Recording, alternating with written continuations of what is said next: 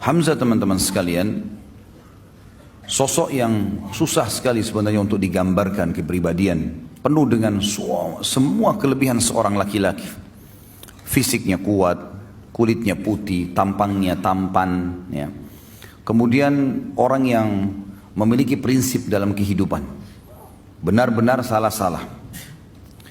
Dan Hamzah ini radhiyallahu anhu, nasabnya adalah Hamzah bin Abdul Muttalib bin Hashim dan punya kunya Abu Umar atau Abu Ya'la. Ada dua. Tentu ayahnya Abdul Muttalib kakek baginda Nabi alaihi salatu wassalam. Hamzah bin Abdul Muttalib teman-teman sekalian berjalan seperti biasa di kehidupan Mekah di awal-awal. Dia adalah orang yang sangat kuat secara fisik, tinggi besar dan sangat ahli dalam memanah. Oleh karena itu dia sangat gemar sekali berburu, gemar sekali.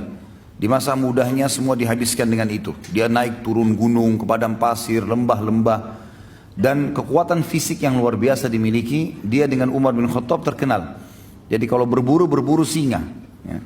Dan bukan berburu rusa atau kelinci seperti antum ya. Ya. Ini berburu singa. Dan singa ini kalau setelah diburu ya, dan mati, memang semasa jahiliyah mereka belum tahu masalah hukum halal haram memakan ini.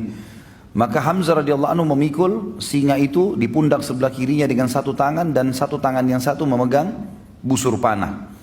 Dan untuk membunuh singa dengan anak panah ini nggak gampang. Anak panah tidak semudah itu bisa menembus kulit yang tebal. Tapi kuasa Allah dia diberikan kelebihan itu radhiyallahu anhu. Ada satu kejadian dengan hikmah Allah terjadilah masuk Islamnya tokoh kita ini. Dengan tiba-tiba begitu saja. Kisahnya adalah pernah satu waktu Nabi SAW waktu di Mekah selalu dicaci maki. Dan caci makian ini selalu dianggap biasa oleh baginda Nabi SAW. Biasa sekali dianggap, sudahlah kamu penyihir didiamin, kamu penjahat didiamin, kamu penyamun dibiarin.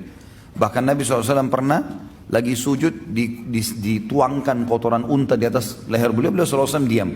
Bahkan pernah batang leher beliau diinjak ya, sampai susah bernafas gitu kan. Namun Nabi SAW sabar, dibiarin saja karena tidak ada kekuatan di Mekah. Beliau bersabar dan belum ada perintah untuk melawan pada saat itu. Tapi satu waktu teman-teman sekalian, Abu Jahal waktu melihat Nabi SAW lagi tawaf, dia mengucapkan kata-kata yang sangat menyakitkan, bahkan lebih sakit daripada melukai fisik. Namun dalam buku sejarah tentu tidak disebutkan cacian itu seperti apa. Cuman hampir semuanya mengatakan cacian itu sangat menyakitkan, bahkan mengalahkan sakitnya fisik. Penghinaan yang luar biasa. Dan tidak ada orang yang membela Nabi SAW walaupun dari suku beliau. Ada seorang budak wanita, budaknya Abdullah bin Jud'an, lewat melihat Nabi SAW dicaci maki dengan cara seperti itu. Dan dia tahu tuannya ini Abdullah bin Jud'an tidak membenci Nabi SAW. Maka dia pun berusaha mengangkat suaranya mengatakan, "Hai Quraisy, tidakkah kalian punya sopan santun? Kenapa kalian membiarkan ini? Kenapa dicaci maki?" Nggak ada yang peduli. Apalagi ini budak wanita yang bicara.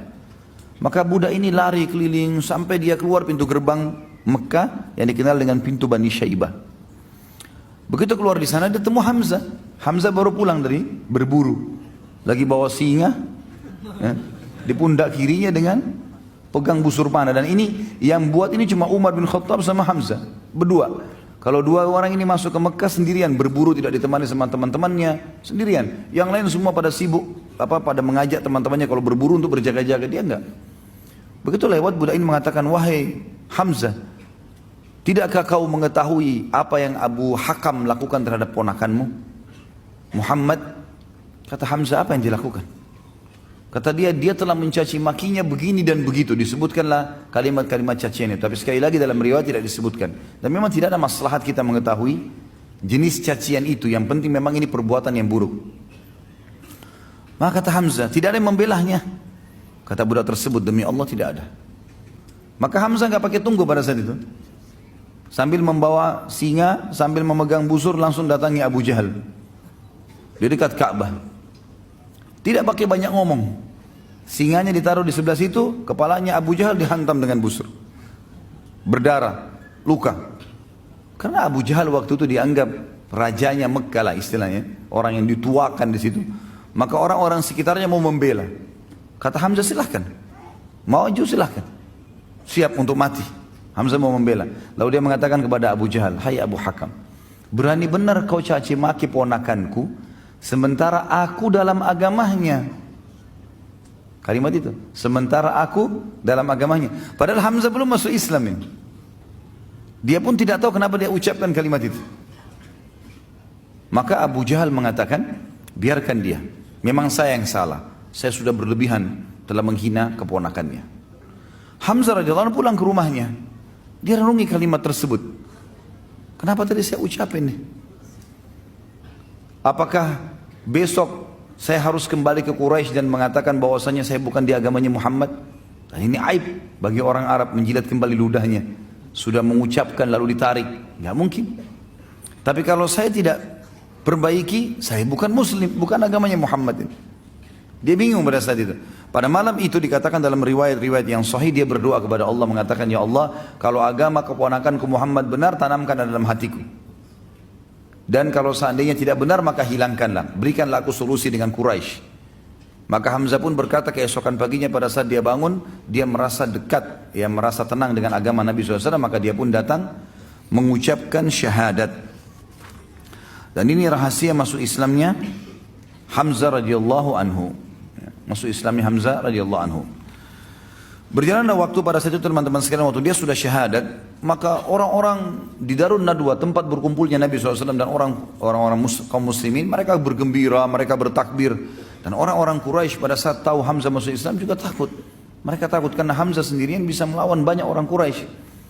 Dan selalu saja kalau ada orang-orang muslim lagi menuju ke Darun Nadwa, maka Hamzah berada di pinggir jalan dengan kudanya, mendampingi sendirian. Sampai kaum muslimin masuk Darun Nadwa, maaf bukan Darun Nadwa, Darul Arqam.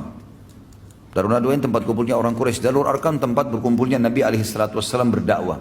Di rumahnya ya, seseorang yang bernama dikenal dengan Arqam. Yang jelas Nabi SAW merasa tertolongkan dengan Hamzah. Tapi Hamzah sendiri nggak cukup. Hamzah nggak bisa sendirian juga membela. Sementara muslimin banyak dari kaum yang lemah, dari budak-budak yang tidak punya kedudukan. Dan halal untuk dibunuh pada saat itu. Kalau ada yang membunuh muslim, tidak dihukum. Siapa saja mau bunuh mereka silakan. Jadi betul-betul tidak ada kedudukan. Sampai nanti Umar bin Khattab masuk Islam, barulah mereka berdua menguatkan posisi muslimin. Hamzah radhiyallahu anhu pada saat dikumandangkan hijrah oleh Nabi SAW ke Madinah, maka dia pun hijrah. Dan kiprahnya lebih banyak kelihatan pada saat sudah hijrah ke Madinah. Termasuk yang paling pertama, yang paling menonjol, karena memang seperti judul kita, Hamzah, mimpin para syuhada, adalah medan perang. Medan perang ini adalah sebuah hal yang luar biasa bagi Hamzah radhiyallahu anhu. Sampai-sampai waktu Nabi SAW membentuk brigade pertama atau sariyah pertama. Sariyah kurang lebih 3-100 orang pasukan diutus untuk mengejar pasukan Quraisy. Itu terjadi di tahun 1 Hijriah. Awal hijrah, Nabi SAW mengajak para sahabat untuk membentuk sariyah. Berkumpullah beberapa sahabat dan yang paling di depan adalah Hamzah radhiyallahu anhu. Langsung dia mengatakan, saya ikut ya Rasulullah, dan Nabi SAW memilih dia sebagai pemimpin pada saat itu.